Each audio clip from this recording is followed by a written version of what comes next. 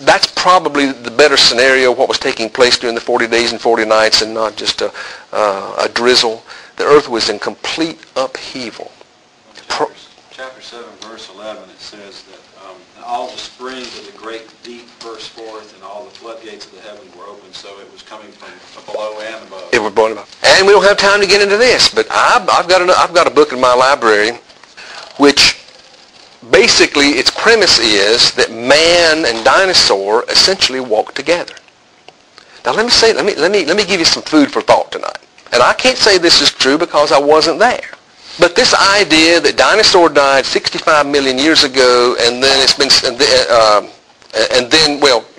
the last dinosaur died, and then it was 65 million years later before the first man came into being. That is an evolutionary model, strictly an evolutionary model. It cannot be proven. They have found footprints in Texas in the Paluxy River bed of three-toed dinosaurs going this way and human footprints going this way in the same strata. Now, if we look at the evidence, what that says is that man and dinosaur walked together. We don't have time to get into it. If that's true, it makes perfect sense when the dinosaurs died. The flood. I wouldn't want a Tyrannosaurus Rex on the ark with me. So Noah was a pretty smart fellow.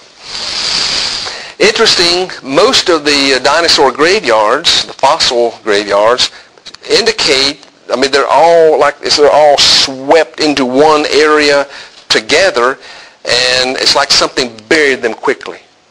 Well, so all the indications are that water was involved in the demise of the dinosaur. I don't know, I can't prove it, but it's food for thought. If that be the case, the flood was when the dinosaurs died. By the way, another piece of grace here, what did they see in the sky? The rainbow. The sign of the covenant. The sign of the covenant. That God would never again destroy the earth with water. So Jesus is our ark. When we go through the door of grace and we enter into Him, we are safe today and we will be safe forever from the judgment of God that will one day come out upon evil. We're safe. That's the picture. Finally, not only did it spread sociologically and physically and geologically, but in chapter 11, we have that strange story of the Tower of Babel. And this is the first society as a whole where the people got together and said, we'll not serve you. Leave us alone. We're not going to trust you. We're going to create our own gods. We're going to find our own gods, and we're going to make our way. You hear? Leave us alone. And so they build this tower to heaven, and these towers were called ziggurats, by the way. And people would walk to the top, and at the top of the ziggurat, there was it was like a little temple, a platform where people would stand and they would read the stars and the zodiacs and all of that kind of thing. And that's where they would get the message from the gods and all of that kind of thing. So this is where the first community said, of course here it was just one man, finally it's an entire society saying, we don't want to trust you. So where do we see grace here? God could have said, let them go, just let them go. Let them go. But for some reason, God so loved them. What did He do? He broke up their little party, didn't He, Ruth? He broke up their party. And we had the confusion of languages. It says, come let us. Now that was the three. I think that's in reference to the Trinity again. So in confusing their languages, then all of a sudden they could not communicate with one another, and so all of a sudden this society that had gotten itself together against God had to break up and to disperse and to spread out across the world.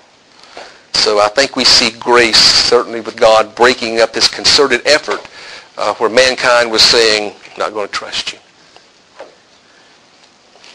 Now in conclusion, let me say, I hope you see why it's so important to understand this thing called sin and death. If we don't understand the disease, we're not going to see any reason why we need a Savior. In these chapters, it shows how sin spreads. And that's where we have problems, isn't it? I mean, someone goes out here and decides to become, I'll just say it, they decide to get drunk. That's wrong. Then they get behind the wheel of a car and they hit an innocent person and they kill the innocent person. That's where we have problems, isn't it? Here's an innocent person. Well, unfortunately, that's what sin does. It doesn't just stop with the guilty. It affects the innocent too. Why? Because sin is like a disease. That was sin too, wasn't it? Unfortunately, it was. But even in the midst of his drunkenness, here was a man who, when God said, Noah, will you trust me? He said, by George, I will.